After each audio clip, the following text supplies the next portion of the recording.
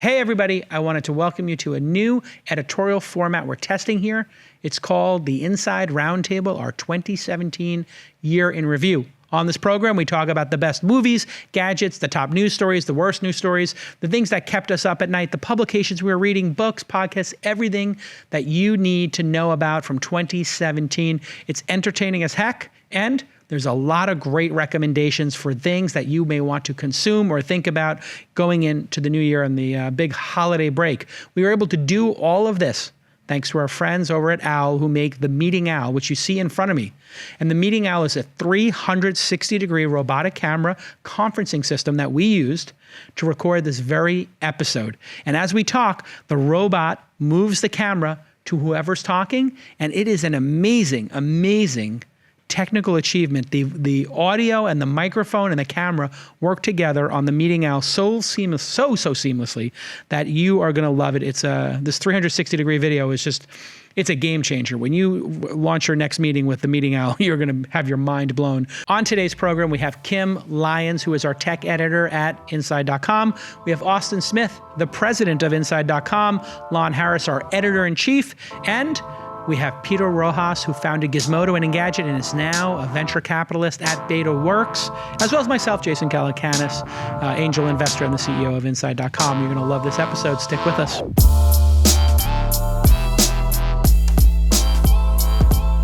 When you look at the two issues that we said were underreported, one is essentially the environment and regulations, and then the other one is income inequality. And really, income inequality is something you really have to parse. It's probably 5 or 6 subtopics, which is upward mobility seems to be frozen. It's very hard for people to move up. And that's something in America we felt was easier. And I'm not certain that it's gotten harder or easier, but there is a perception that it's harder. And then that perception— There's actually a lot of data that supports that it is much harder now. Yeah. And I mean, you just have to think about like Is it that a generation or two ago, you would get out of college, you could get an entry-level job, 20, 25 grand a year, and those people bought houses. They became middle class. And now, you know, you read these articles all the time, like, no millennials are buying homes, and we get these ridiculous, you know, things that go viral, like, well, it's because they're spending too much on avocado toast. Yeah. But we all know the real reason, which is that it's not possible to graduate from college unless you get one of the very top sort of careers to make enough money to start a life. I really think the system is broken when we think about this. If you think about the two fundamental ways our parents and our parents' parents were able to break up and move up in their stature and their status in life and their station in life, one of them was college. Now college is obscenely expensive and doesn't really prepare you for that guaranteed job that it would pay back for. And then if you look at the cost of homes, my parents were making a combined income of $45,000. They bought their brownstone in Brooklyn. My mom was a nurse. My dad was a bartender. $45K, house cost $45K, plus they gave the guy $3K in cash under the table. Then, according to my dad's story. The same brownstone is worth over $1 million today, $1.1, $1.2 million. Right. A bartender making $75K and a nurse making $125K would have a $200K income. It would be 6 times their household income, plus they would probably be 100 or 200K in debt for the nursing degree. Yeah, right. So you just think about that. I feel like those two levers, homes being accessible has been a big problem, and also college being a way to move up.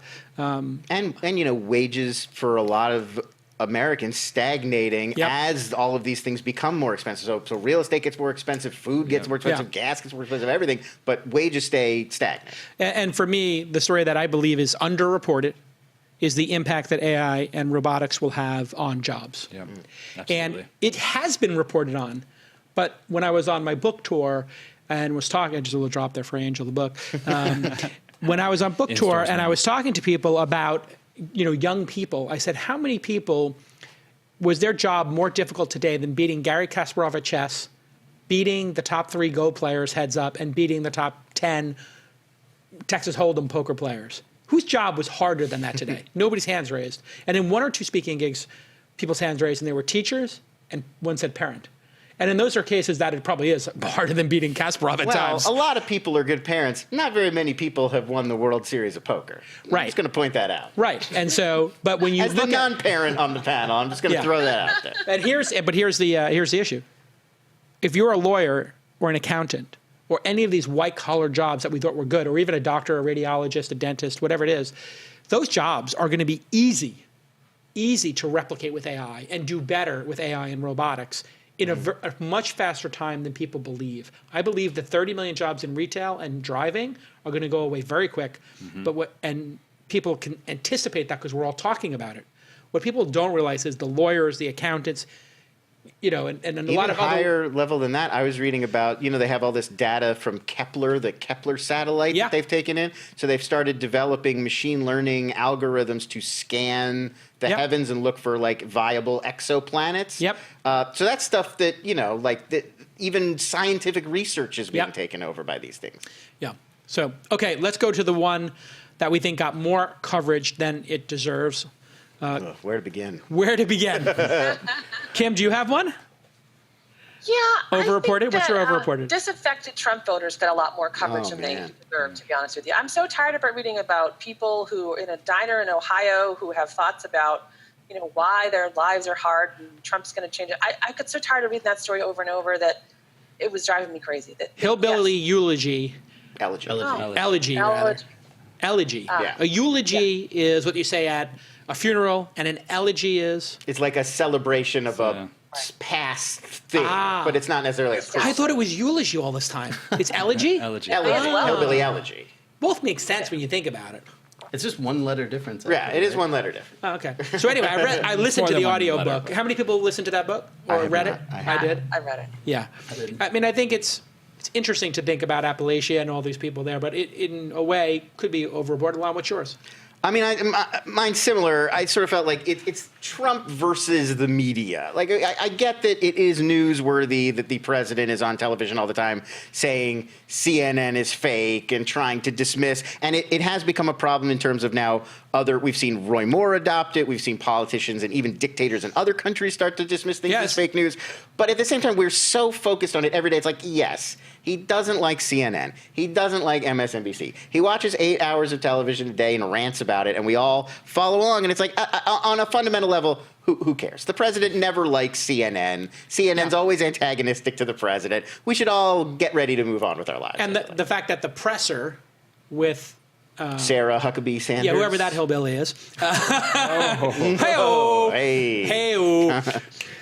But anyway, I mean, she's got that, like, I mean, it does have that Southern, like, in your face, like, well, you guys are just the elite media. And she really has been like, do we need to cover that every day as well? Yeah, see, that to me, I would be like, we don't need to even, there's no information, actual viable information being disseminated at those press conferences anymore. It's purely just, how are they going to creatively, outrageously lie to us today? And for a while, I think there was that idea like, okay, well, they're saying such outrageous things that we can then shame them with it. Like, how could you say this? And they're unshameable. But the media, do you think, like, the media can't win? Because if they ignore it altogether, what happens then? Do you actually think that should be? I mean, I don't think it's ignore, but I do think like, CNN's running those, like, apples, oranges ads, and they're sort of steering into it. Like, yeah, we get to be part of the resistance because the president hates us. And it's just, we get every day, there's a different story about, like, Trump said this mean thing about Don Lemon, or Trump said this mean thing about Jake Tapper, or Dave Weigel responded to this thing Trump says. And I get why journalists like it, because they're the focus of the story.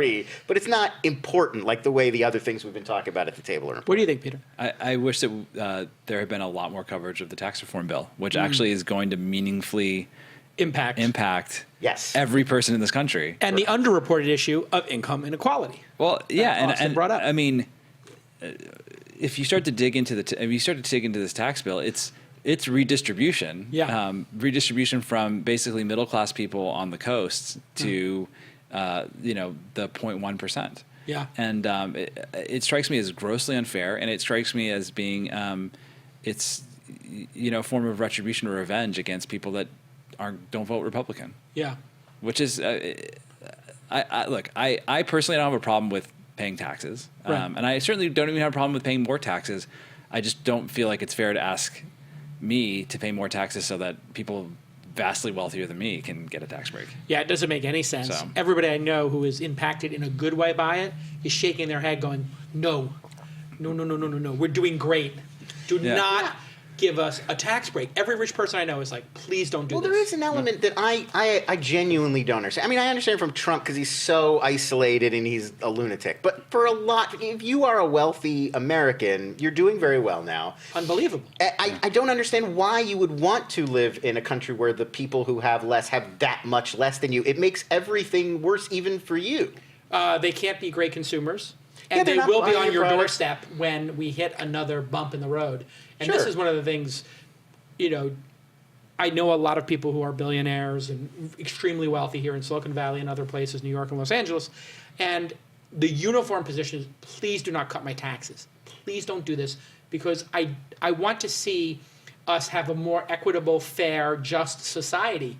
And I don't need to make any more money. Don't give me a tax. But also, you don't want to live look, go to Brazil. Yeah. And see how rich people live in Brazil. They live behind walls and barbed wire Right. fences and with Yeah. armed guards. That's what I'm saying. It's a pure, Yeah. on a purely selfish. I'm not even saying like I Absolutely. don't understand like why aren't rich people more altruistic? I get it, but like on a purely Yeah. selfish level, yeah, like it's better to live in a country where there is at least some measure of equality, like just for personal security. You're Absolutely. not constantly worried about being mugged or shot or robbed. Yeah. Whenever unemployment amongst young males gets above 20%, 30%, you start to get what you saw in the Middle East, in Greece, in Spain, riots in the street. I mean, New York in the 70s. New York in the 70s. You know, Also, like, we've Operation seen it Wall here Street. before. Or frankly, Charlottesville a couple weeks ago. Sure. I mean, that's a group of disaffected, young men who, for better or worse, are raising problems. They're raising issues that people aren't maybe paying enough attention to. All right, we're going to try to go a little faster because right now we're 3 questions in and it's about 45 minutes. I have a flight at about 7 o'clock. So. Okay, I'll drive you. So what publication did you abandon? I'm going to just put mine out there. I literally called the Wall Street Journal myself, which they do not let you cancel online. Oh, You have to yeah. call them on the phone, which was infuriating. I get them on the phone. And I canceled because on their editorial page, they've done a fantastic job covering Russiagate. But on their editorial page, they had the audacity to say that they should fire Mueller, I believe on the day or the day after Manafort was Sure. not Indicted. He was indicted. Right? He was indicted, arrested. and Flynn was, yeah. And I just thought to me, like, what is going on here? That the Wall Street Journal would even stick their nose into somebody who's just been arrested who is so dead to rights. Manafort is the wrong moment. If you had a problem with the special counsel, Yeah. Manafort is so dirty, so many levels, Yeah. that it made no sense to me. And I canceled, and they're still delivering it to me, which is interesting. I guess they take a month or 2 months wind down, to yeah. wind down.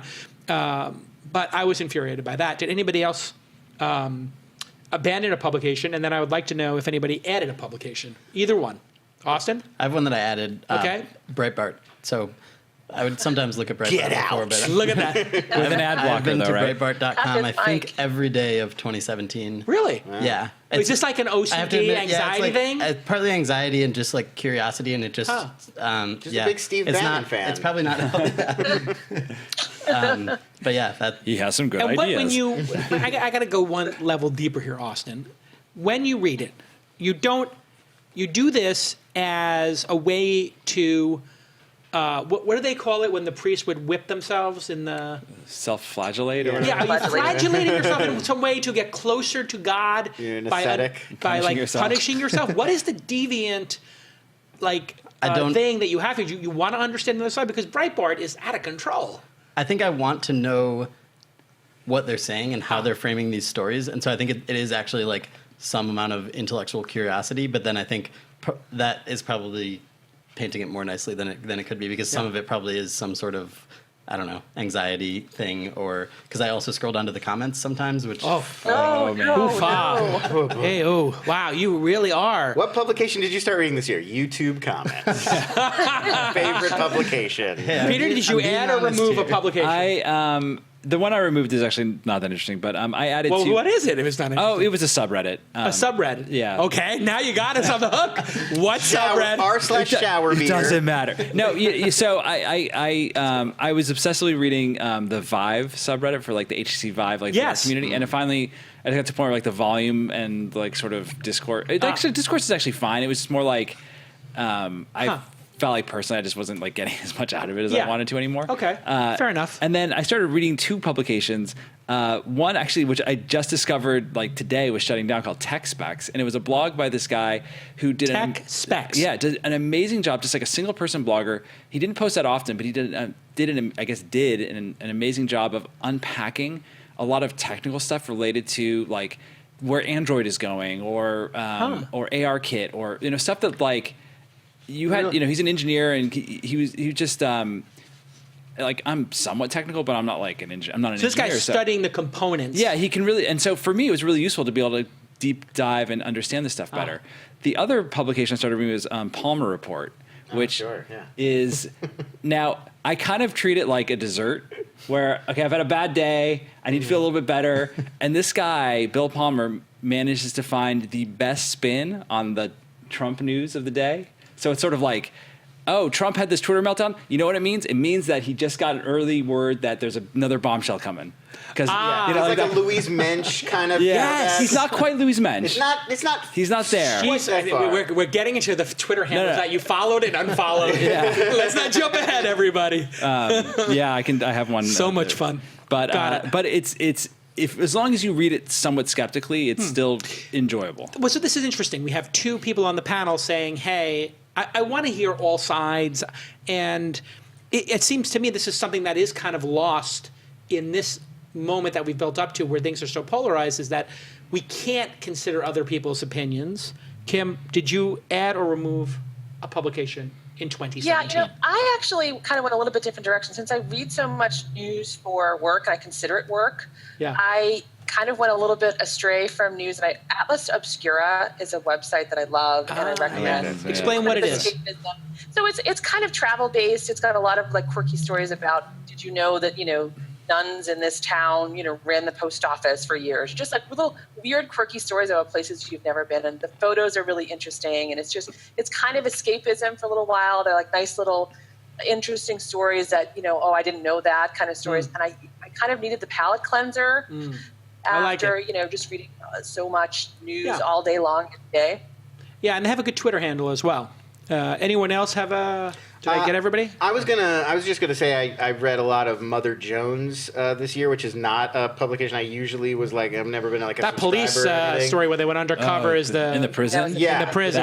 That was 2017. Yeah, that's pretty phenomenal. That's going to be a book and a movie, right? They've had like 3 or 4 sort of long form expose type. They said that one cost some $70,000 to do that one, which to me sounded pretty affordable. But it paid, I think, like $2,700 in web ads. Yeah, but I'm sure the number of subscribers and donations, there's got to be. I became a print subscriber. Yeah, I mean, I definitely think they got a lot of attention this year and they're doing great work, and they're doing more. It's thoughtful, it's in depth, it's investigative, and that's so important now when everything is becoming this like drive-by. I'll go subscribe to.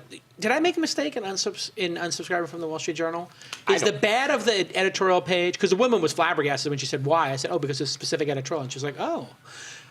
Am I making the wrong decision because they're going to get a Pulitzer for the Mueller stuff? No, I mean, doing good work on the editorial side is not an excuse for completely abdicating your duty on the opinion side. All right, now that we've gotten you through the politics, I know this was hard, everybody, but now comes your candy, talking about dessert. We're going to get into the thing that we all do far too much of, which is watch television. Not as much as the president, though. That is a high benchmark. 8 hours a day. No person should watch 8 hours of television. 8 hours of television a day. Unless your job is to watch TV. Yeah. Well, yes. Which is worse for you? 8 hours of television a day or 12 Diet Cokes? I was going to say. Or 2 Big Macs and 2 Filet-O-Fish and 2 French fries. How is he 71? How is he not dead? He's not dying, by the way. I'll just tell you that because his parents live forever. Right? His parents live forever? Yeah, both. Well, his mom was very old. Like, she was like in her late 90s when she died, I think. And the thing is, normally the presidency is a stressful job, but I don't think he's really experiencing much stress from it. All right, let's get into TV. This is everybody's favorite. We're going to do the TV show that you could not stop watching, Lon? I know that you are. I mean, when I first started working with you, you were working in a video. I worked at a video store. Yeah, a famous video store. Well, it was called Laser Blazer. It was like a really notable like indie video store in Los Angeles, and it was also right near the Fox and Sony lot. It was right in between. Tarantino came in there, right? No, Tarantino, he had a place in the Valley that was like his spot. But famous people came in all the time. Oliver Stone used to come in, Guillermo del Toro, Tim Burton, Denzel Washington, Benicio del Toro and I are following each other, and we've been DMing. I don't want to say what about. You and GDT? Me and GDT have been DMing. I don't want to say. I have a lot of famous friends now, but I have been. You mean starring in Pacific Rim 3? I don't want to say anything, but there might be a cameo coming up. Anyway, we'll leave it at that. I don't want to say. Okay, so what was the TV show, Lon? I'm very interested in your opinion here, that you could not stop watching. So these are the pros, the ones I loved the most? You couldn't keep... Oh, the TV show you couldn't keep watching. So the one I gave up on. The one you gave up on, and the one you need more of in 2018. Give me both. The one I gave up on, and this was a show, when it debuted, Mr. Robot was like this really creative, it was hugely recommended to me, and I really liked the first season, even though you kind of know where it's going a little early, but it was so interesting and funny and well done, and Rami Malek's great in it. And then season 2 of Mr. Robot was like almost unwatchable. I've never really watched a show that did such a good job of establishing itself, and it was so unsatisfying in its second season. And it's back for season 3 now, but I haven't started digging into it. Couldn't get enough of? Or you need more of in 2018. There were a lot. I mean, I picked my sort of 4 surprises. Because, I mean, there's lots of, like, Westworld and Game of Thrones and, like, the big Handmaid's Tale. I liked all of those. But those feel like everybody sort of heard about it. I tried to go a little bit under the radar. Yeah. There's one on Amazon that I keep talking about in Inside Streaming because I loved it, called Patriot. And everybody should watch Patriot on Amazon Prime. What is it? It flew way under the radar. It's almost like, imagine if the Coen brothers did like an espionage spy show. So it's about a guy, and he's like basically a secret agent or a spy or whatever, and he's got to be in this one area of Luxembourg to do this mission. I don't want to give too much away. Yeah, good enough. His mission requires him to be in this one spot at this one time, and the only way for him to covertly get there is to pretend to be an employee of this like mid-range, Midwestern engineering firm. Got it. So he's got to like hide out and pretend to be a blue-collar engineering type guy to establish this identity, and that's what the whole show is about. All right. It's set in the present day? Yeah, it's at present day, and it's like, imagine this like elite troubled spy. Save your 3. We're going to go through Kim. What couldn't you keep watching? And then I had to give up on The Walking Dead. I couldn't do it anymore. What? I had to go back. Well, after they killed Glenn, I swore it off for a while. Spoiler alert, they killed Glenn. Yeah, if you don't know about Glenn getting his head bashed in by now. We're like, even I know. It was in the comic book. Yeah, we're like a big spoiler beyond the Glenn spoiler. Sorry. But don't give the spoiler from this year. Oh, so you gave up. I will. I gave up. I couldn't do it anymore. I can't get enough of that. I stuck with it too, and I recognize what people are saying. Like, I don't think Kim's wrong, but I stick with it anyway. Here's the thing about The Walking Dead.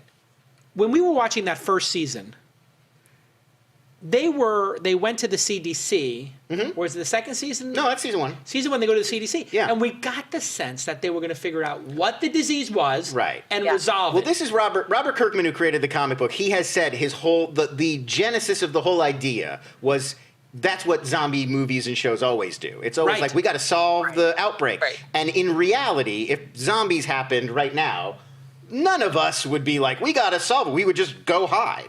And so he was like, I want to tell the story from that perspective. If you were like a regular person, you wouldn't have anything to do with the government trying to cure the crisis. You would just be running for your life. I love it.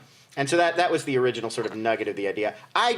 Negan, they spent so much time building it up, and it's so one note. I love Jeffrey Dean Morgan as an actor. I just want him to have more to do than lean. He leans slightly back and he goes, well. I'm here and I'm going to give you a minute.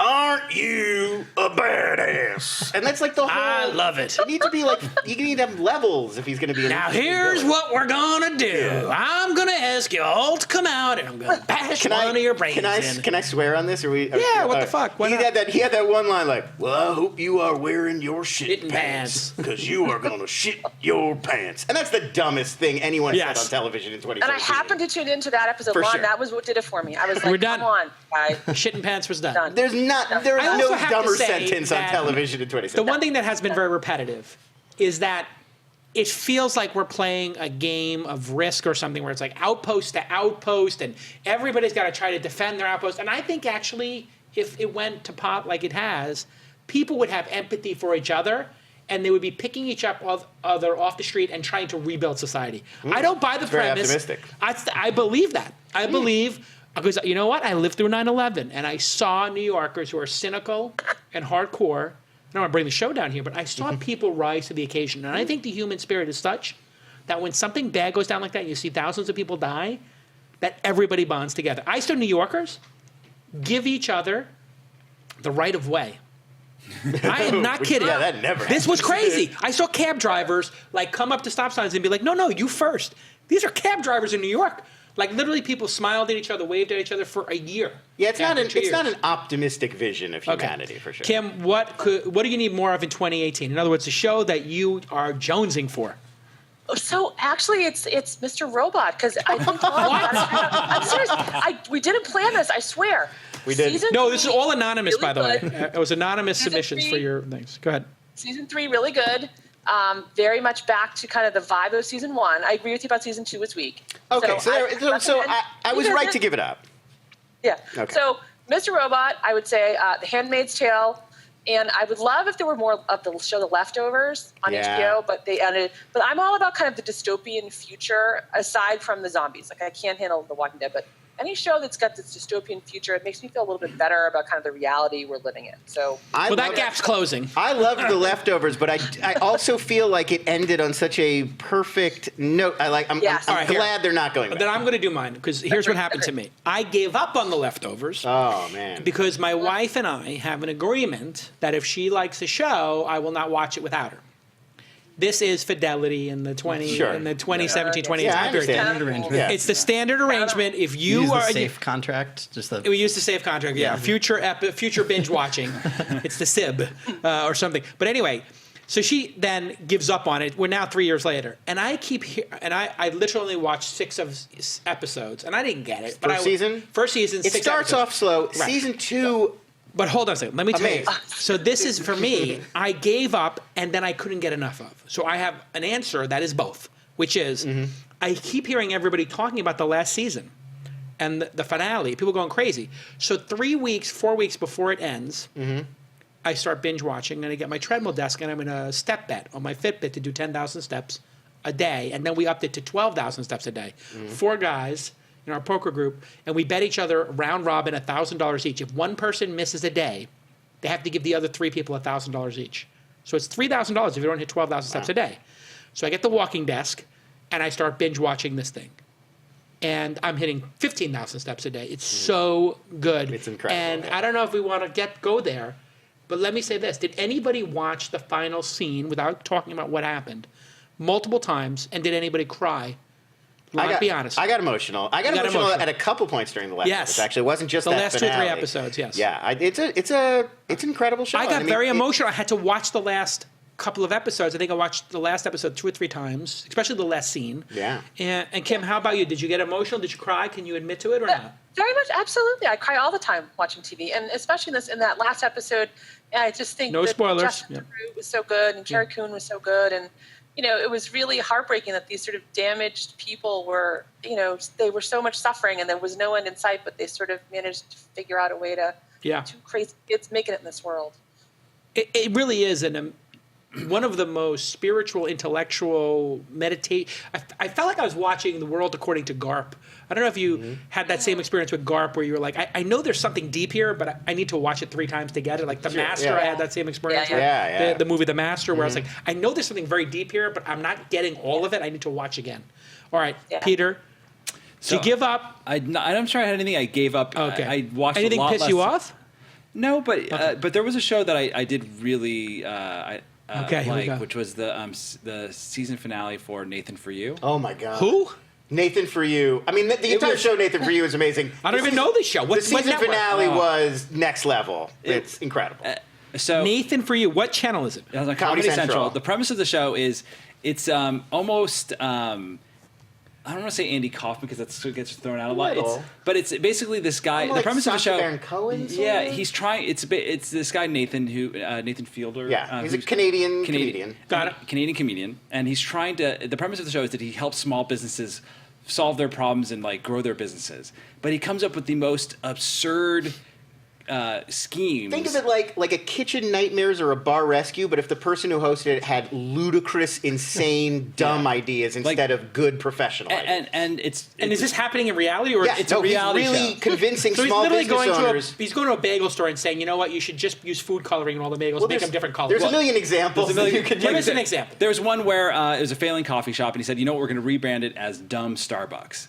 And Dumb Starbucks. Yeah, because if you call it dumb, it's a parody. Yeah, or it's like satirical, so fair use He's like, it's law. fair use. Or is it another where is an electronics store that was going out of business, and so he said, you know what, we're going to do? We're going to go. The price match. We're going to do price matching. Yeah. And so we're going to sell our TVs for like $50, and then go to Best Buy and say, look, this store sells TVs for $50. You have to price match, so they'll have to. Best Buy forced to sell them a $50 TV. Basically, we're going to put your big box competitors out of business. Yes. Wow. But the trick is, They only had one to sell. they had. Well, I think they had one, but they also put it in They a hid moat it in a back room. They put alligators in front of it. Really? Yeah. So to get to the TV to get the deal, you would have to risk And your what life. happened with Circuit City or Best Buy when they tried to match it? Yeah, they're like, this is bullshit. I gotta watch this. Another one the that finale. Go ahead. Don't do the finale. Don't. No spoilers. It's not a spoiler, but the finale. It takes a sort of. First off, it's like 2 hours long. It is 2 rather hours. than like a normal 22 minutes or whatever. What? But Yeah, it's normally a half-hour show. The finale is 6 acts. film length. yeah, Got it. It's like almost like a documentary. Like I think Errol Morris tweeted about how Yeah, he did. blown away he was by this. Errol Morris said it was like the best Like a episode of masterpiece. television of the decade or something. like What? that. Yeah. And so when And he this did- is called Nathan for You Yeah. on Comedy Central. Even if you just watch, I need to know the Metacritic rating. I You don't Look need to that up. watch it in order, right? Like, No, just but I watch would the say finale. watch a few before you watch Yeah. the season finale. But the premise is that so there's a Bill Gates impersonator that he hires for God. one of his schemes. He met this guy for a previous episode. He needed a Bill Yeah. Gates impersonator, and he found one. And then it turns out this guy, he's from Arkansas. He's like 75 years old. Had this long lost love that he had spent his whole life. He never got married. He spent his whole life regretting her. And so Nathan's like, you know, we're going to drop everything. We're going to go to Arkansas and we're going to find this woman. Yeah. Wow. And the next, what happens is, All right, It's no, I'm not going to spoil it. Kim, have but you seen have this to or watch no? it. Have you seen Nathan for You, Kim? I have, and Okay. I will leave it at I don't share the enthusiasm. All right. I wonder, is this a gender thing? Is this a guy kind of show versus I mean, I will say most of the people I know who are really obsessed with Nathan for You are quirky, dudes. weird dudes? There's an awkward, Because there are gender differences. It's an I awkward think. humor. I've kind of had my fill of quirky, weird dudes. You know what Yeah. I mean? Like, there's only so much. Yeah, well, it is 2017. Yeah. Jumping ahead here. Jumping ahead. We can talk about who didn't Cat I get to? Person. Austin, I didn't get to you. What did you hate? What did you love? So Curb Your Enthusiasm is the one that I was excited about. I loved the show before, and it just didn't feel very interesting or compelling. You didn't like this season? I liked No. this season. You're I watched- crazy. thought I it just was like kinda Leon. funny. I love went and Leon. saw Leon do stand up a couple weeks ago. You're and kidding. That was hilarious. Thanks for the invite. I would have gone for Sorry. sure. He Yeah, is that so was really genius. JB Smooth. My name is Tappy Johnson, and I can't open this jar of pickles. You didn't like that? I just love fatwa. Yeah, there were parts The that were Fatwa good, but boys. You know? Oh, so good. it just started to feel really I would say it had repetitive for me. this season had a lot of good moments, but Yeah. it's a lot. There were episodes that felt very forced, Right. compared with earlier seasons. Here's what I I'll would say. The worst season of Curb Your Enthusiasm is worth watching twice. I'm going to leave it at that. Anybody who doesn't like Curb Your Enthusiasm, even this worst, if you consider the worst season, you still would have went back and watched it, wouldn't have you? I'll probably see it eventually. Yeah. So I watched Oh, you four watched of the a couple- episodes oh, okay. and I stopped. But I'll All right, probably fair I'm not enough. abandoning And what it do you need entirely. more of in 2018? Westworld. So nothing interesting there, but I just thought it was fantastic. No, I think so. I mean, in Westworld, what was it? What of Westworld did you find compelling? Because there were a lot of critics of that show as well. What was it that resonated with you? So I guess I mean I'm not really like a huge sci-fi person, but I guess I would consider it sort of sci-fi. Yeah, and sure. it's but I just thought it was so creative. I guess it just in thinking about where the future is going to take us with technology. That's the thing I think about a lot, and I'd never sort of I don't know, imagined something like this, and it just sort of captured me. So I don't know. What about you, Lon? I loved it, and I thought one, just as a show, as a piece of entertainment, to combine genres the way they do that, it really watching it episode to episode, it is like watching a Western. You feel like you're watching a Western drama. Unfold in real time. But then it has this also crazy sci-fi control center head trip element to it. And to weave those two levels into one really compelling, entertaining show is really difficult. But I loved it because I met Jonah Nolan and Lisa, who wrote it. Mm-hmm. And I met them, and they became friends with Elon and Tallulah Riley, who's in it. Mm-hmm. And I remember 9 years ago, talking to them about this. And they were very coy about what they were doing. But a lot of the conversations we were having at that time as a group socially were around AI. Because Elon, as you probably know, was on the board of the AI company. And his position was AI is going to be a dangerous for society. And people don't, I think, realize this, but I think Jonah and Lisa were largely inspired or significantly inspired with the AI components and the sentient components of Westworld by Elon Musk, which is kind of crazy when you think about it. Yeah, I mean, I also we're all friends. It is Westworld is like tapping into a lot of these ideas that it feels like things that were out there that people wanted to talk about and that were a little bit of a side trip, but for a really stupid other random video project I did, I ended up watching a lot of VOD Bruce Willis movies, and there's one called Vice from 2014 that is terrible, with him and Thomas Jane, went direct to like iTunes or whatever, but it has almost this same plot. Bruce Willis is an evil guy who owns a futuristic theme park where there's like sexy robots that you can go, and if you want to just have sex with them, you can, or you can murder them, or whatever you want to do. And so it feels like they figured out a way to like have a lot of these kinds of conversations that people want to have in a really interesting, in-depth way that's also just in this like exciting, and here's the thing I don't buy. Show. They've said it's only going to be the Western. Right. They're lying. I mean, I'd love Samurai World. I want to be Samurai World. I am 100% certain. Seems crazy you'd introduce a thing like Samurai World and then not let us go there.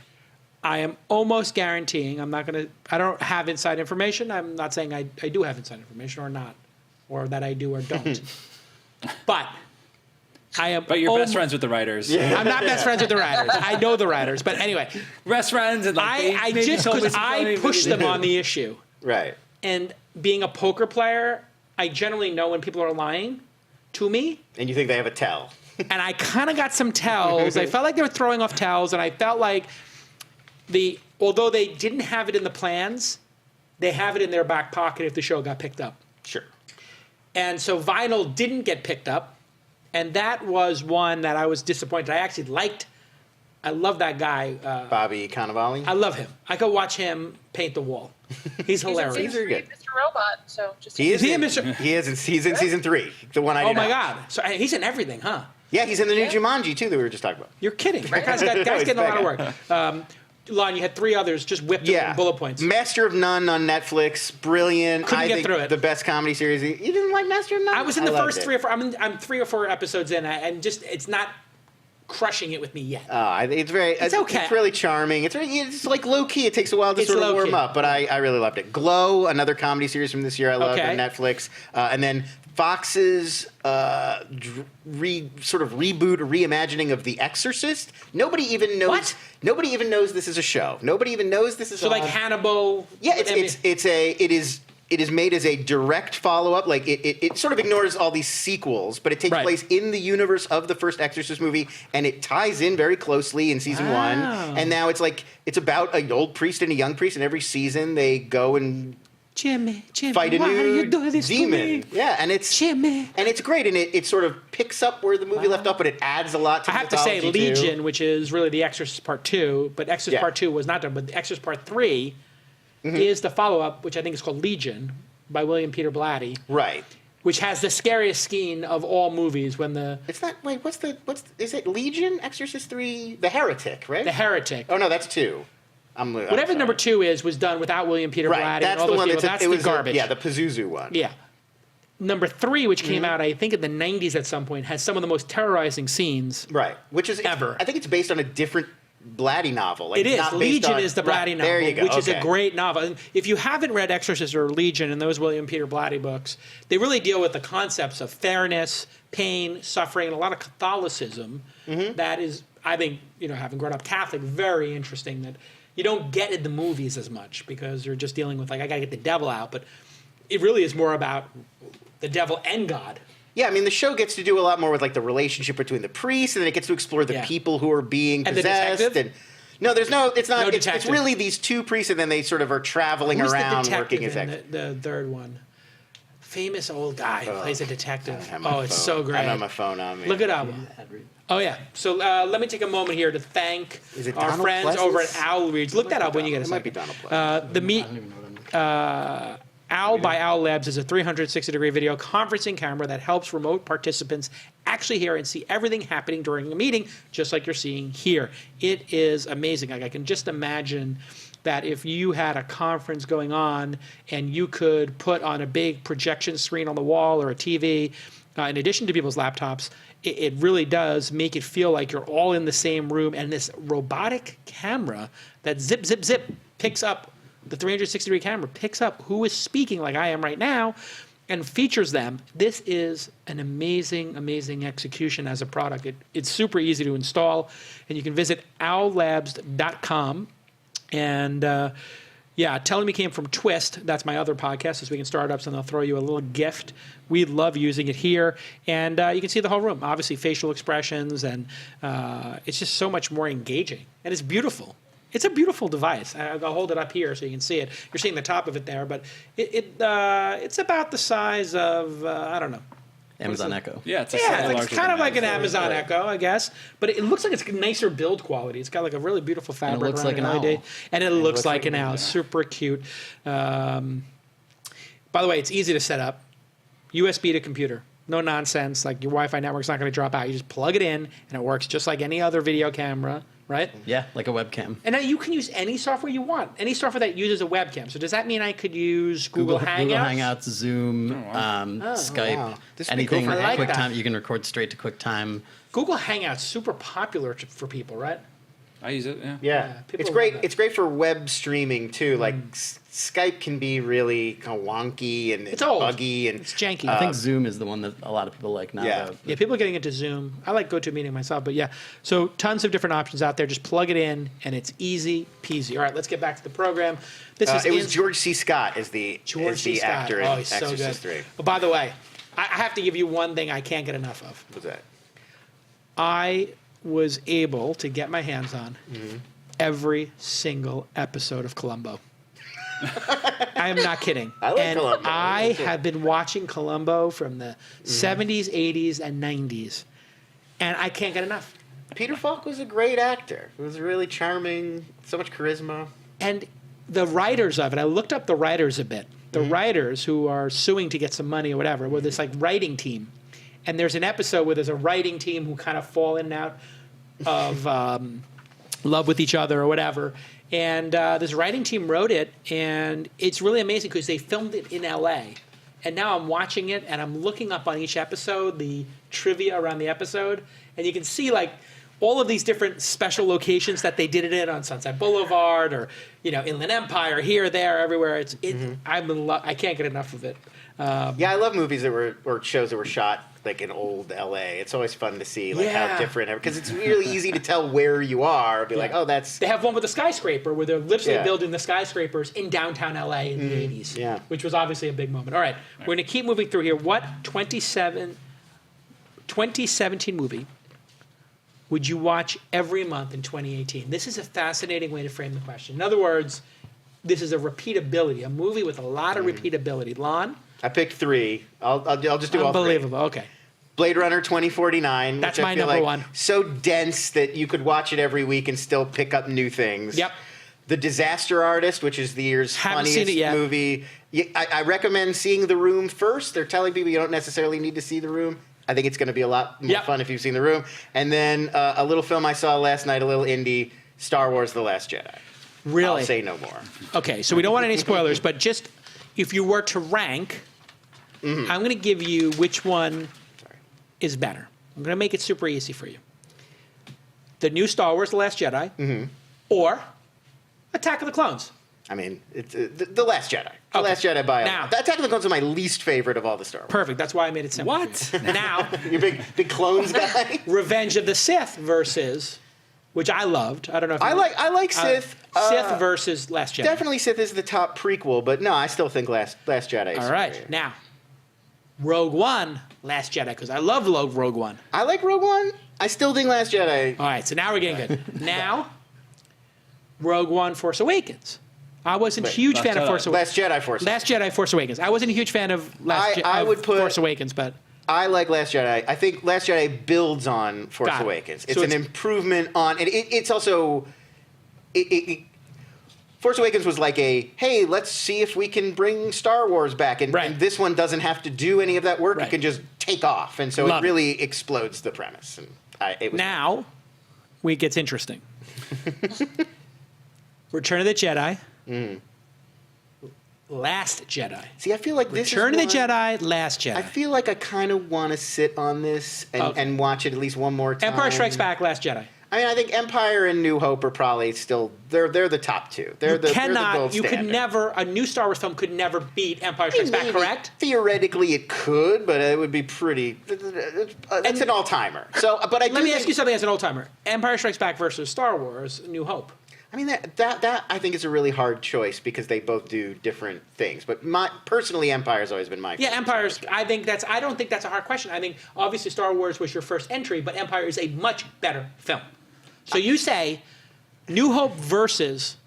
For New Hope versus Empire, I think there's arguments to be made on both sides. Okay, for that one. But you will not put a New Hope or Star Wars ahead of Last Jedi, but you will put Return of the Jedi. You're not sure if a New Hope, Last Jedi is better than Return of the Jedi. You need to percolate. I mean, I'm tempted to say I think Return of the Jedi is like tighter. Like it's more like this than this than this. It's like a relentless sort of thing. Yeah. But Last Jedi is very interesting. There's a lot going on. I don't want to say too much. Enough. But it is terrific. I highly recommend it, and I definitely will be watching it a lot in 2018. Austin.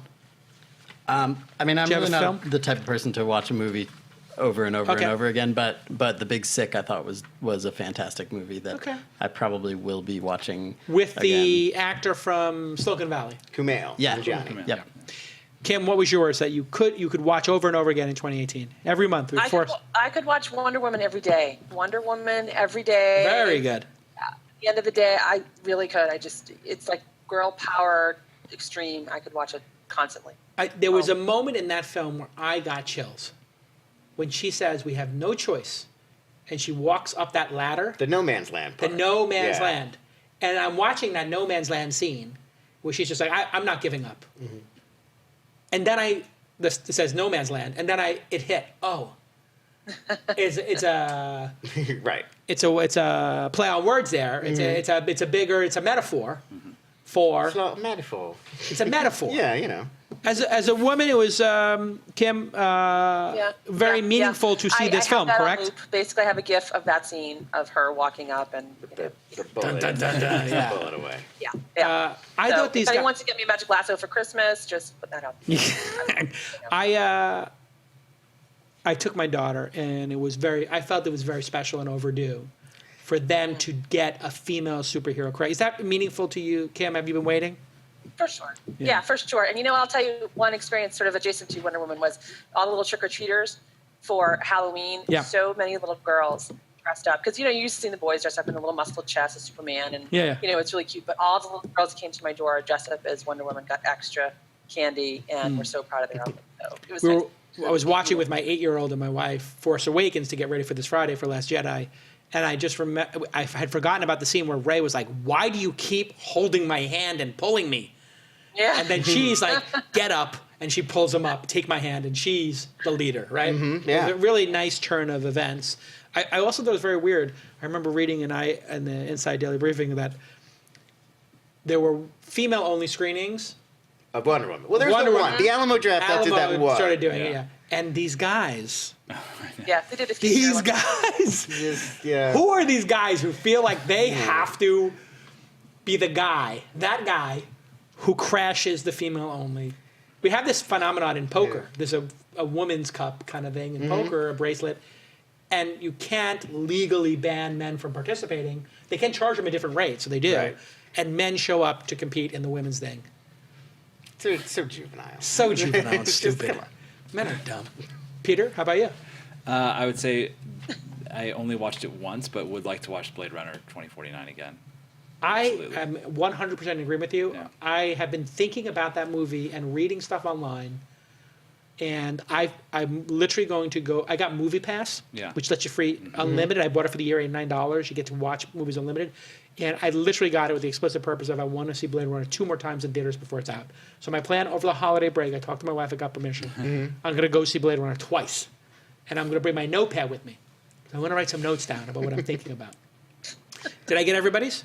I think I so. got everybody's. All right, so We're at moving the on. 1 hour mark. Just We're at the 1 hour mark. Great. So we're halfway through. It's going to go lightning round. Here we go.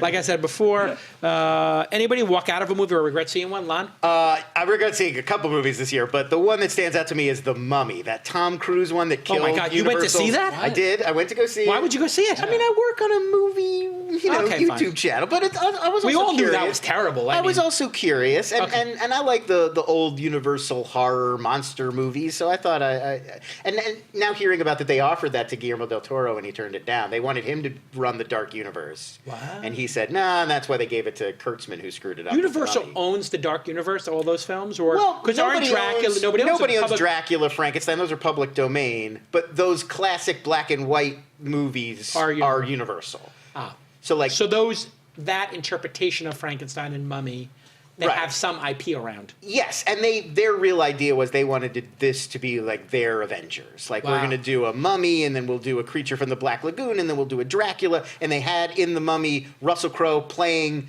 Dr. Jekyll with the idea that then we'll spin him off and do his own. And the totally movie's just a masterclass in how not to do the building a universe, shared universe thing. Worse than Justice League, DC Universe. Much worse. Got it. And just because they're not telling a story. They're trying to force in 18 elements that'll build up future movies, but nobody's interested in your future movie if you haven't made one even reasonably Okay. decent thing. Anybody else have a movie they just hated? Couldn't stand? Oh, I could keep going. I know, we won't. All right, best superhero of 2017, shocker, we all picked Wonder Woman, so I'm going to ask everybody after Wonder Woman to say who their favorite was. Am I allowed to pick Jeff Goldblum in... The Grandmaster. Is the Grandmaster a superhero? He's more of a villain. Or at least a side character. Who's yours then? If you had a superhero other than Wonder Woman. I mean, I thought, to keep in the girl power theme, I thought Valkyrie, who was played by Tessa Thompson in Thor Ragnarok, was an awesome character. A character I'd never heard of, I didn't know before from comics or anything. And they just, so much personality. It's so fun. That movie is so much fun. I love that film. I got really swept up in it. And I can't wait to see her in Anybody more else have a movies. favorite? Kim, you have a favorite superhero besides? Anybody? Yeah, I Wolverine is always. I love Logan. I know not everyone loved that movie, but I really liked it. How could you not like it? I liked him. I have a crush on Patrick Stewart. I'll be honest about it. I like the little girl in that who's I love the little Wolverine-esque. girl in that. Yeah. Yeah, X-23. I mean, the X-23. acting, the performances in that movie were great. And it was really brutal, which is nice to see. Like, really felt like a guy with metal claws. But it had a lot of the same dumb stuff about comic book movies that bugs me. Like, the villain is so who cares? And ultimately, it felt really formulaic. And okay. There were good I was going to elements. say 11 from Stranger Things. Oh, very, very I think that counts. Sure. Is she a superhero? Sure. We'll allow it. I'm going to allow All this. right. Best new Twitter follow. Not a follower of yours, Peter, but somebody you decided to follow. Do you have somebody you decided to follow on Twitter? Because you love Twitter. I do love Twitter. You're addicted. I'm an active user. Well, let me ask you this. In the morning or at night, do you check before going to bed or waking up? Twitter. Yeah. Is it before or after SMS? After SMS. My SMS volume is relative. I actually switched a lot of people to Telegram. Got it. All right. Which For I obvious also mentioned, reasons. I think. Okay. Best new Twitter follow. I started following a bunch of people like in politics, like Malcolm Nance. Okay. But Natalie Jemison, who's a sci-fi author, I started following her, and like her Twitter feed is great. Natalie Jemison. Okay. Yeah. And by the way, if you're listening to this, if you go to inside.com, we're going to have the list of all the answers, and we'll tweet it from the inside. All right. So you get these all in a Medium post or the Inside Medium publishing thing. Lon, who's your follower? We'll keep with the Stranger Things references. David Harbour, who plays Sheriff Hopper on I like that guy. Stranger Things. He is hilarious on Twitter, and he's best friends with Patton Oswalt. And but like they're friends. So there's a lot of funny threads and discussions Back and between forth. the two of them. Patton Oswalt's addicted to Twitter. Big time. That's what Zig tweets a lot. But he especially, he has that scene where he's dancing to Jim Croce in season 2, mild Stranger Things spoiler. And so he got a lot of blog posters sort of he's now the embodiment of dad bod, and he's really embraced being the dad bod kingpin. Yeah. So there's a lot Why of is really everybody looking funny at me when you takes. said dad bod? I'm just talking That's not to you cool, 'cause you're Austin. the host. Oh my God, Austin, who's yours? And he's so- also playing Hellboy. Is that right? He is. He's the new Hellboy. Yeah. Right. So that's going to be good behind the scenes stuff for that too. So I got really into Hamilton this year. I read the whole book and I saw the show. And Show is listened to the album incredible. a I ton, showed and it so twice, yeah. was really into it, but not Lin-Manuel Miranda. But Joanne Freeman is a historian who has focused entirely on Hamilton through her career, and so she's been just really fascinating as he's become this like. What a cultural bonanza icon. for her. Yeah, America's exactly. like Yeah. obsessed with Yeah. her specific weird niche topic. Right. Kim, who's your follower? right. Who's your So follower? I use Twitter so much for work, and I get so bogged down in the politics and everything, kind of like with publications. My favorite new follow is Thoughts of Dog. It's dog_feelings. And it's basically thoughts of a dog, like what a dog thinks about, what a dog would say, what a dog, it's kind of going through the Lighthearted dog's mind. moment of zen. Yeah, like very it. much so. So it's like, again, a nice palate cleanser from all the other stuff that's on Twitter. All right, I am officially a little obsessed about the Mueller investigation, Aren't we all? and Preet Bharara. Oh, he's great. I follow him so follow him. Bharara. Preet Bharara. Bharara. Yeah. He is the former Attorney General of New York, who may or may not have been fired by Trump. He was asked to leave. He was not being renewed, but Trump had asked him to have meetings with him, and he refused to go to the meetings and was subsequently fired. Right. And he has a new podcast as well. We didn't get into best new podcast in this, but Yeah. that, to me, following him, he just seems like one of the. Lawrence Tribe also is really interesting. I knew one of his son, Mark Tribe, who was into the art scene in New York, doing Rhizome. I was on a board. I chaired Rhizome. Oh, okay. So So I know I Mark knew well. Mark Tribe, and everybody said his father was a intellectual Supreme Court, He's a constitutional expert. the constitutional expert in the world. Yeah. And he is also on tilt about the Mueller investigation and Trump. Yep. And so between Preet and Lawrence Tribe, I was a toss-up for me. I went with Preet, who has a great podcast as well. A musician that should have retired instead of releasing an album this year, and the top artist on your Spotify 2017 recap. I'll let you do either. Austin?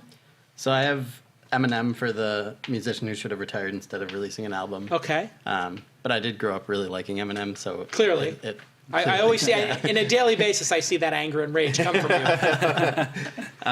Yeah, but I just think he's like he has this new sort of like woke Eminem thing going, but it's like it's not convincing to me because I think he needed to really reinvent himself or Right. just kind of like own the fact that he's kind of been like a jerk about a lot of things. So I don't know. 2017? It seems old. What were you going to say, Lon? I was just saying, Eminem. He's done the like woke Eminem before. Remember like Mosh during George Yeah. W. Bush? That was his previous like I'm going to make a political statement. Yeah, I Right, loved so his he's done it a freestyle few about times. Trump. I thought that was Right, in the incredible. parking lot, yeah. The parking lot. And who, So the National was I just literally looked in Spotify. That mostly is credited to my wife because our Alexa is hooked up to Yep, my Alexa Spotify, does and she in listens practice, to yeah. the new National album like all the time. But Got it. I also like I do love that new Yeah, it's national really good. album. all right, who's yours, Austin? Lon. Musician who should have retired. You guys know Post Malone? Don't. He's terrible. Okay. He is. The music is awful, but he just strikes me as just an awful guy. He recently made headlines because he was saying nobody should listen to hip hop if they want to learn anything or experience anything. Okay. It's just party music. And he's like some little white guy rapping, and he's like, don't listen to hip hop, it's just party music. He's a ludicrous individual, and I wish he'd go away. And then the top artist we're keeping in hip hop this year, Run the Jewels, was the number one That was a great most record. listened to on Spotify last year for me. Who's that by? Run the Jewels, it's a rap duo. It's Killer Mike and LP. This is their third album that Got they've it. released together, and it's kind of like throwback. Like it reminds me of the rap when I was growing up. Like what? Public Enemy, Tribe Called Quest? Yeah, well, Biggie. it's very political. It's very like catchy hooks, and it's very like funny, and they've got a lot of It's funny not about interplay cars and and jets and wordplay. jewelry. It doesn't. It's very East Coast. Yes, I love it. I got to get in on that. Peter? For me, I went and checked. It was Mount Erie, Oh wow. which surprised me. 2017 was a tough year.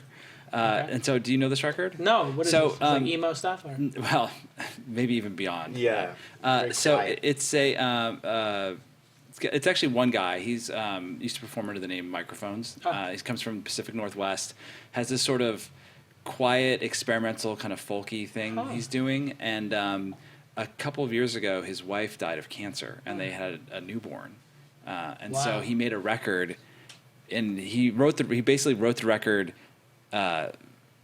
charting his whole process of like dealing with like the grief and everything. And he's got the daughter. and he's got like now she's like 3, I think, or 4 or something like that. Which But, you and I are both parents of young kids. It's got to hit you deeply. I mean, and so you listen to the record, and it's actually very rare to have this realness of emotion. I think today, because there's so much sort of like cynicism and irony, and so it's so forthright in its grief that it makes you uncomfortable. Really? At first. So interesting because I have a similar pick, but I'm going to go to Kim's first. I'll tease mine. Kim? Who should have retired in 2017 instead Or of the releasing an one that album? is just your Spotify top. Well, my other one is funnier, is Taylor Swift. That I'm so over Taylor. Like, what are you doing, girl? Like, there's nothing new coming out of there. Just try something else. Maybe do a movie. Something. I don't know. And I ended up with my top artist on my Spotify. It was sort of weird. It ended up being Tom Petty because after he died, I was listening to pretty much nonstop Tom Petty all the time. So a little bit of a throwback. But what do you like? What's your you got a Tom Petty track that is a favorite there, Kim? Oh, you You gotta, Wreck Me. That's my favorite. That's a great one. I left on loop constantly. So. All right, so here's mine. I don't have anybody who should stop playing music. I did get addicted to Alchemy by Dire Straits, which is their double live album, and I've been really getting into Dire Straits because the guitar playing of Mark Knopfler just doesn't exist anywhere else in the world. It's like a very unique thing. But putting that aside, I found an artist named Jason Isbell this year because I was listening to a podcast with Bret Easton Ellis, who has a wonderful podcast, but he doesn't do it anymore. But he's a really Bret is, obviously, he wrote Less Than Zero, and he wrote American Psycho. He is a very fiercely independent thinking person. Fiercely. And he's a gay man living in Los Angeles who wrote American Psycho and is a real fierce proponent of art, and he's against, I wouldn't say political correctness, but people... It's kind of weird. I wouldn't say he's the Breitbart-esque, but he is an independent critical thinker where he thinks people are criticizing art and should just appreciate art for what it is as opposed to the politics that people are putting into political correctness into art. Anyway, he always has these incredible recommendations, and Jason Isbell was one of them. And the song Elephant is the best song written in the last 10 years. And if you listen to Elephant, it's a country song, but he's kind of alt-country, Jason Isbell. And Elephant is about a woman dying of cancer, and it is some of the most real lyrics you'll ever hear. If you listen to the song and you listen to the latest song, When We Were Vampires, which he does with his band, if you listen to these two songs, I guarantee you'll become a huge fan of Jason Isbell. And I tweeted, it was interesting. He's also one of my new followers, or new to follow, but he's also following me. I tweeted about him, and I just tweeted the lyrics to Elephant, and I said, my God, is there any better lyrics that have been written in the last 10 years?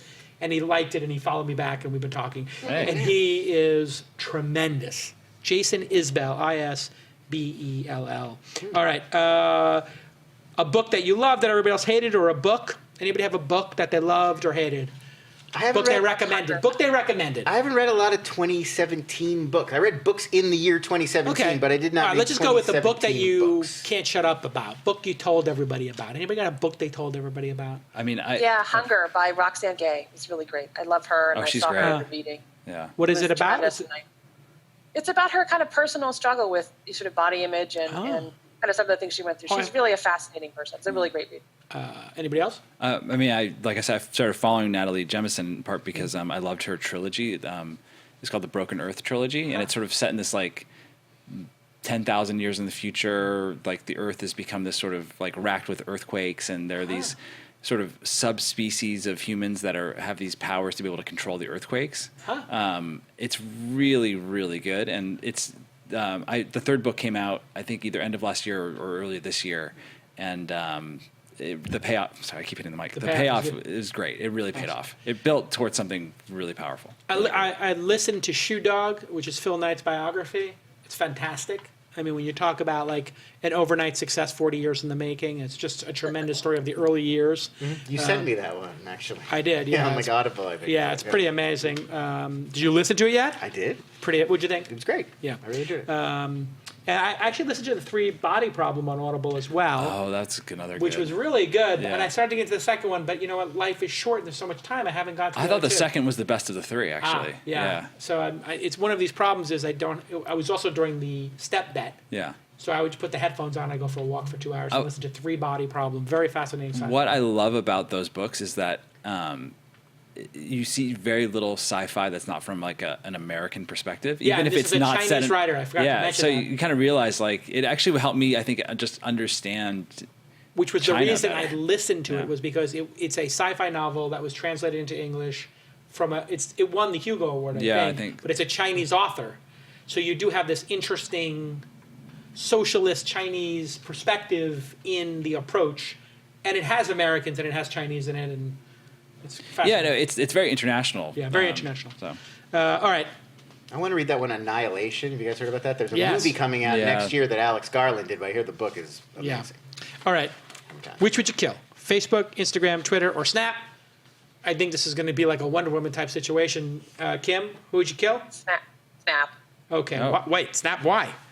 Because it's useless, and adults are going to ruin it anyway. They're going to explain to people how to use it, and now that adults are on it, kids aren't going to want to use it anymore. So no one's going to be on it. It's going to be a wasteland. Just kill it now. Okay. Austin? Snap. What? You were a Snap freak with your spectacles and everything. What's going on? It's Instagram killed it. It doesn't have. Wow. I don't use it anymore. It has no. Fascinating. Lon? Facebook. Come on. How So are we going to low-side. let Facebook live? They got to go. Gotta go. It's The Russian thing is just unbelievable. You have people who helped create Facebook are going on the internet and saying, "I wish I'd had nothing to do with Facebook. It's Sean destroying Parker America." and Shabath Yeah. Polyapathy yeah. in the same month Yeah. said they were wrecked with guilt of contributing to Facebook. And they should be. They should feel bad. It's a That is the terrible proper thing. reaction. Yeah. If you build Facebook, you should be you should feel ashamed really and bad. question, what did you build? I also think if you go back now, The Social Network, the movie, is fascinating now. Absolutely, His because you insight. see how amoral Zuckerberg is, or clueless, or both. Right. No, I think it's obliviousness, and that's what that's what the movie is reinforcing, is that he's brilliant, but he's incredibly oblivious. That's what that opening scene with Rooney Mara. Yeah. You're going to think that it's because you're whatever, but it's because you're an asshole. Yeah. And that theme runs through to the present day. Absolutely. Yeah. And here's the thing that I know from inside baseball, because I'm friends with a lot of these folks, nobody who's worked for Mark Zuckerberg, I mean, the 2 people went on the record are 2 of the top 5 people in the history of The company. Yeah. the company who have now said they're wrecked with guilt. He maintains no relationships with the people who've worked for him at the highest levels. I don't believe he maintains positive relationships with people. So we've literally put the largest social network in the hands of, and the largest communication device in the history of the species, in charge of somebody who is bad at maintaining human relationships. And then we put the country with Trump. And I was explaining to somebody last night, I was like, imagine you're on all of us are on an Airbus 380, whatever the biggest plane in the world is. And you take these 2 people, and you put them in as pilot and co-pilot. What do you think is going to happen? I mean, we're all going to have anxiety and turbulence, Peter. What are your thoughts? You've never been on Facebook. You hate it. I quit Long ago. almost 8 years ago. Wow. Yeah.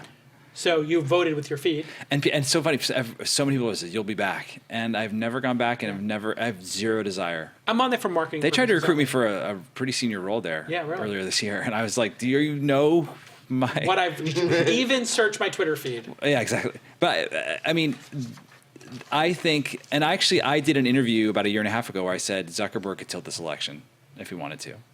And obviously, and I think that we grossly underestimated the power there. Not to go back to the political stuff, but I think that I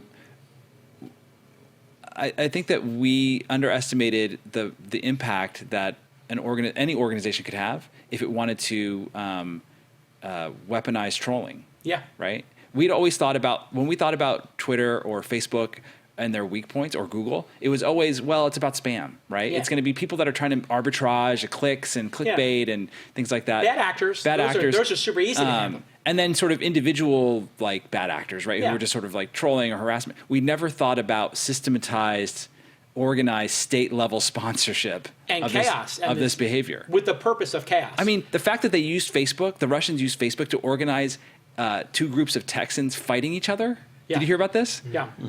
Explain it to the audience. So please. they spent they basically created a fake news site that said there's going to be we're going to have a pro Sharia or something or other, like Yep. demonstration in Houston or wherever in Texas. And then they create another site saying, we got to stop this demonstration. We got to organize. Knowing and stop that these. Sharia. Yeah.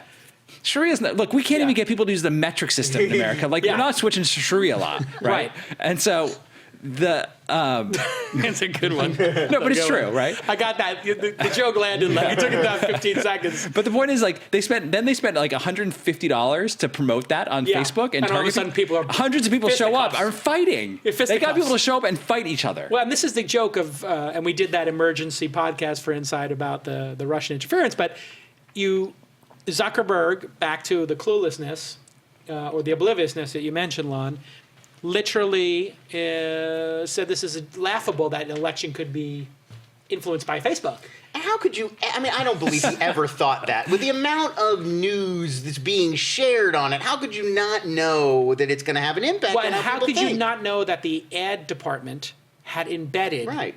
people in all political parties, and they had created media kits, and they were selling into. Yeah, it's They were selling into with the concept of having some significant portion of revenue or some significant revenue come from elections. They had made case decks. studies up on their site. Case of, like, studies. This is a politician who spent $100,000 And won. on Facebook and then won after they had been not popular before they spent So that you money. have to say, is Zuck lying or is he clueless? And you have to go with the former, not the latter. He Yeah. cannot be clueless. You cannot build something of this scale with being clueless. And I think that's where you have the split with his lieutenants now saying, oh my God, we put this person in charge and we gave him all this money. The company has to be regulated in my mind. I think it is. I would say that it would be inevitable, but I under the current administration, Well, who yeah, knows? Yeah. But it has to be regulated. Okay, what's your best purchase of 2017 and worst purchase of 2017? Anybody want to go for this? I got one. Okay, go ahead. Yeah, Nintendo you're the Switch. Nintendo Best or worst? Best. Best. Oh, I love it. What is the Switch I also exactly? I also Oh, love it's my so- Nintendo Switch. So What is this? You guys are adults. What is this? It's a handheld. It's a new Nintendo. It's a handheld console, but then it has a dock and you can connect it to your TV and play. You can play it like a Game Boy or whatever, but you could also play it like a console on your TV. Is it but it's- powerful like a console? Or is it more like a phone? It is not. It's not as powerful as like the new Xbox, right? Okay. Or PlayStation, but you can get sort of console level graphics, but on the go. Wow. But the other thing is that the games. I mean, the new Legend of Zelda. That was also like decreased my productivity. Legend of Zelda. This new Legend of Zelda game. It's great. It's winning all the Game of the Years year Really? award. Legends of Zelda Legend of on Zelda. the Nintendo Switch. Switch. It is What does Nintendo Switch cost? $300? 300. Yeah. It is, but this game is phenomenal. You play this too, Lon? I'm actually playing through it now. I just finished. I just beat game. All right, it's I'm in. what I'm gonna do tonight so when I get home. good. from- All right, so And then this- and then is that the your new- best as well, Lon, or no? Sure. Yeah. I mean, I got a Prius C the other week, so I was going to talk about that. Ooh, what is 'cause that? The C. What is the C designation? It's like the subcompact Prius. So it's like this two-door. No, it's 4-door. It's Oh, a okay. hatchback. It's basically like a What is Honda that? 25 Fit. dimes. Yeah, a little bit less. Like 24. Beautiful. Yeah, it's like a Honda Fit. Is that But your first new car purchase? no, I bought my last car was a Honda Fit, which I had I also remember that, purchased. yeah. And then I got into an accident and it was totaled. I and so saw got that. This You, new thank one. God you're okay.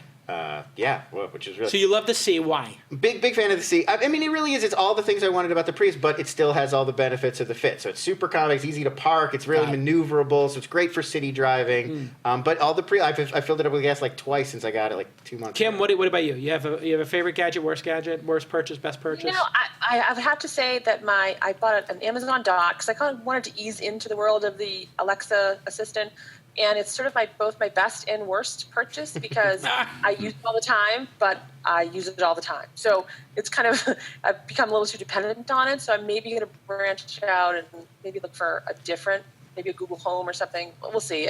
I don't know. I have sort of this love-hate relationship with Alexa right now. So Austin. Worst purchase was Snapchat spectacles. I enjoyed them. I still can't believe you bought thoroughly. those. I really.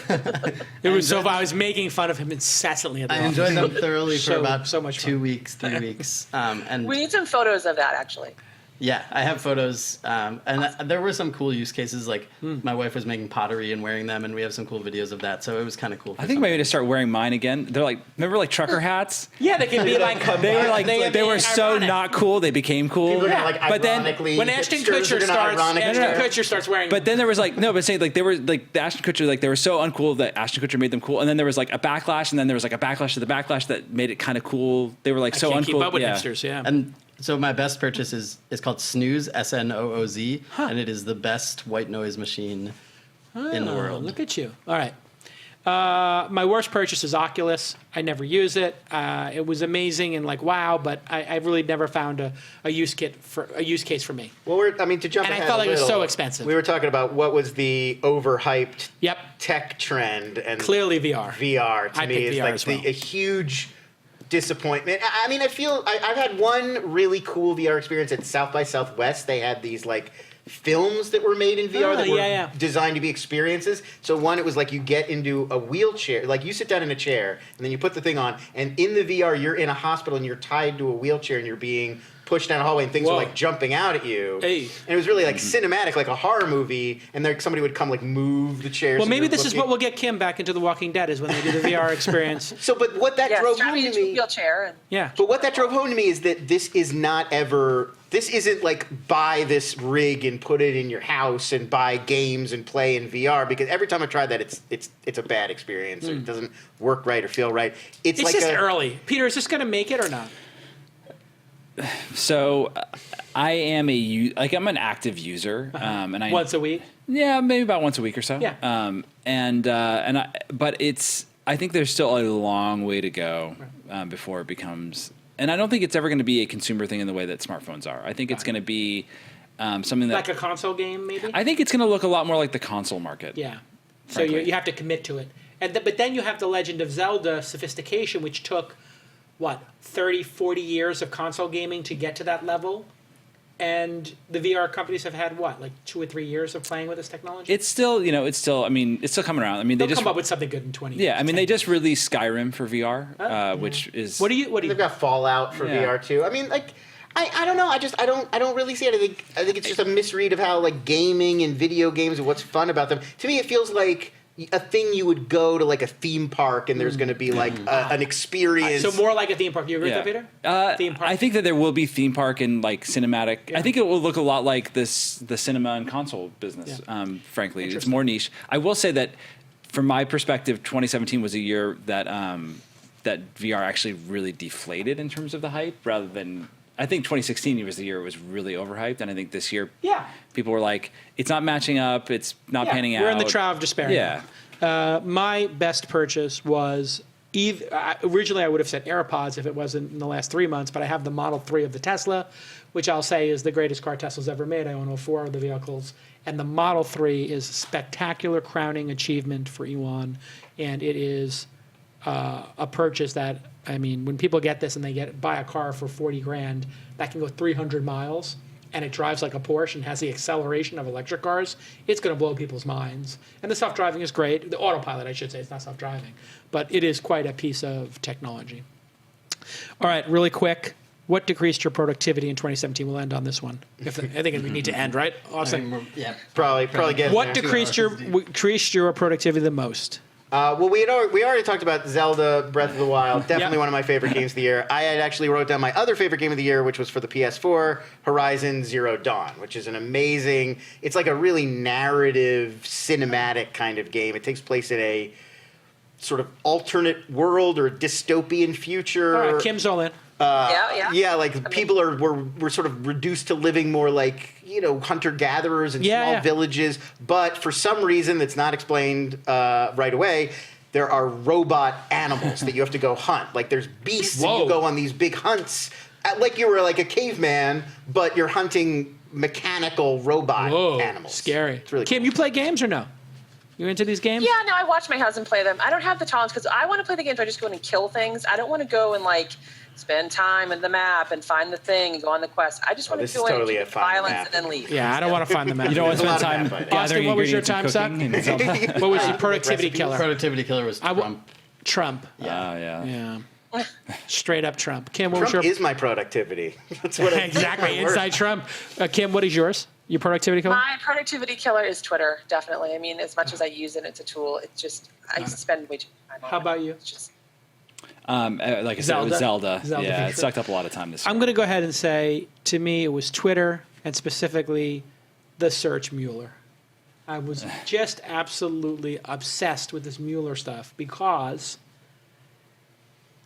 it feels like there's a there, like a major there. And I feel like we're living in a moment in history in that if there is, in fact, I mean, it is possible that this is all some grand misunderstanding. No.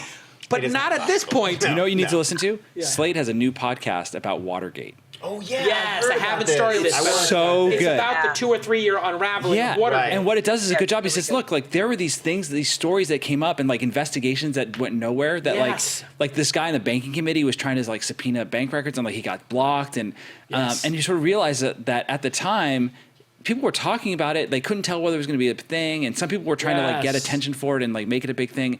And so it really feels working that like, that 10 years from now, Deja vu Slate's going to do another podcast about it's going to be so obvious to people because if you think about it, people were saying early, when you get off the Trump train seems to be a matter of when, not if. Like everybody's getting off this train. And I wonder if after Nixon, there were still people who voted for Nixon. Oh, there were. There still are. I just saw a stat that was like the beginning of the year that was the year he ended up resigning. He started with like 56% support among Republicans. But Trump's at what? 30. Yeah, Trump's lower than Nixon was the year that... you said among Republicans. Among Republicans, not just among Americans. Like Republicans were still with Nixon while the Watergate stories were coming out and while the investigation... Kim, you were going to say something. I think. Kim, are you going to say something? Is she frozen? No. No. She had nothing to say. Yeah, and so anyway, I literally, as these things unfold, the incredible dopamine rush of the Flynn. You want indictments. I want to wake up tomorrow to indictments. To me, like literally the year when Manafort and then the great Greek, Papadopoulos, the great Greek, my Greek brother, and then his wife was just on television, or we saw those video clips, and she's like, I'm going to do my Ariana Huffington voice because I don't know what nationality she is, so I'm just going to go all Greek on it, where she's like, he feels like he's the first domino, and the falling is going to start, and he's very proud. And I could just tell, like, Papadopoulos is this character that is like the Cato Kalin of the Mueller investigation, where like, he knows.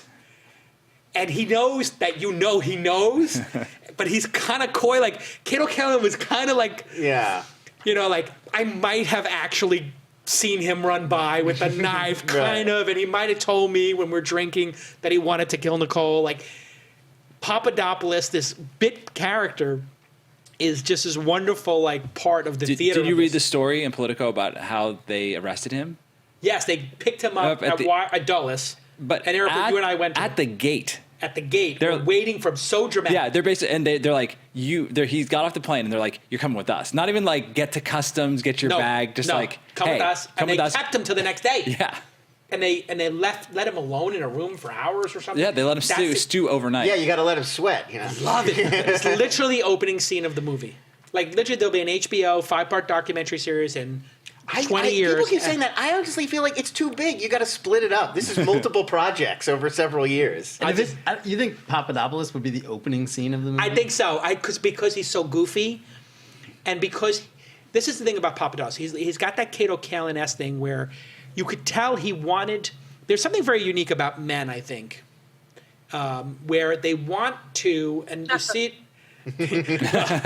We'll get Kim's opinion on my opinion in a second here, but you tell me if I'm crazy. But men covet fame and notoriety and importance in a way that leads them to do very weird things. The Cromwell guy from Deepwater who wanted to sail around the world comes to mind to me. Like, I don't know if anybody saw that documentary or that film where they do the solo sailing around the world. Right, yeah. And he wants to be important, so he goes out on his own even though he doesn't know how to sail, basically. I feel like Papadopoulos is like one of these men, like Death of a Salesman, whatever, or On the Waterfront, where he wants to be important. So he's kind of like, well, how can I be important to the world? I'm going to get Trump in touch with Putin. So he inserts himself. Right. Like, I got it. I got him in contact with the Russians. I did it. And then the thing that you sense that bothers him and his wife in that interview the most is that they're saying he was a bit player. It's like, they're saying you were a bit player in a criminal organization that's good. Right, and he's like, no, I was right at the top. He wants to be at the top when all the other capos get picked up in the mob roundup. What do you think, Kim, of this thesis? What are your thoughts? Are you obsessed with Mueller too? Do things because they are craving of attention and you can't explain their actions. I think that is exactly spot on. Yeah, it's just something unique. I don't know. What do you think, Austin? Yeah, I mean, I think it makes sense. I think Papadopoulos, I don't want to psycho. All right, lightning round. What about app? What app?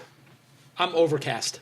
I had this new podcasting app, Overcast. Calm.com was app of the year. I was an investor and I give myself a pat on the back for that.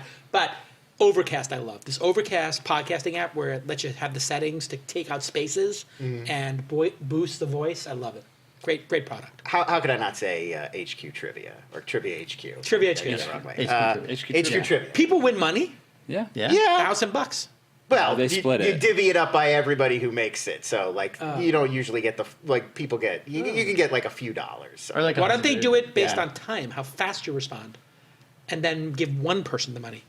I mean, maybe you should call the folks. You have to create the app then. They should sell the company. Kim, you got a favorite right app now. on your home screen? New app? Honestly, and I'm not saying this because you're an investor at the Calm, I really love it.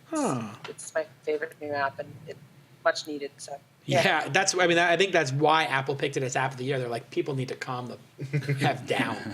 Peter? definitely. This is legit. This was not because you're also because you're an investor, but Fitbod. Actually, I started using. I subscribe. Yes, great product. It's good. Yeah, you're looking good. Thank you. Kid. Looks like you're on good little definition on the arms there. Good to Yeah, see you through the sweater. no. Austin, did I get yours? No, chess.com is mine, though, just because I learned how to play chess this year and got I'm pretty looking for into it. somebody to play chess with. Are you on Will chess.com? I'm not. Will you play chess at the office over lunch with me? I would love to, yeah. I'm good, though. That's okay. I suck. We find I'll learn from you. I was literally today thinking about getting a chess tutor because I was thinking about the plasticity of the mind. Yeah, I have And one of my goals. You have a chess tutor? So a friend who also got into chess with me as my birthday gift, he got us a dual lesson one time, but we're gonna actually do recurring ones eventually. I honestly don't even know if I knew there were chess tutors. Oh, yes. Yeah, he was Oh, yes. ranked. He was like the best. What does that cost, Under, $50 under an hour? 17. yes, Yeah, I think $50 they're an very hour. cool people. I kind of feel like a chess tutor might be a little bit further than I'm willing to go. But I don't know. I'm bad at chess, so I could probably use some I tutoring. kind of feel like I need the Zelda tutor more than I need the chess tutor. I can tutor you in Zelda. Yeah, Zelda's I not think really. I need to $45 an hour. How much? $450 an hour? 45. 45 an hour, I'm in. All right, listen, this has been an amazing episode. A lot of fun. Let me thank Kim Lyons. You're the tech editor at Inside.com. I got that right, correct? You manage all the tech newsletters, Kim? Sure. Great job. You're doing an amazing job. All of it. Yeah, every bit of it. Let me thank Austin, the Thanks. president of Inside.com, doing a great job. Lon Harris, our editor-in-chief at Inside.com, thank you. It's been so great to be working with you again. Have fun. And I'll get you to the airport. Don't worry about that. All right. Take the Model 3 there, zip, zip, zip. Let's do it. And I am grateful to Peter Rojas, the angel investor at BetaWorks, and of course, the man whose coattails I rode into the sunset on, the gadget and everything like that. Thanks for coming, Peter. Great to be on. All right, and let's thank our friends at OWL. If you do not have one of these, I don't know what this goes for. It's like $1,000, $2,000. $7.99. That's a good deal, actually. Yeah. Because if you do a monthly meeting, this is worth it. Because how many meetings do you have that are not productive? And we're using it for our editorial meetings now, and it's working. So we're gonna. And I think actually maybe we should keep doing this show. You tell us if you love the show. Go ahead and go on the Twitter, since we're all there, and just say @Inside love the show. What are we calling this? The Inside 2017 year in review.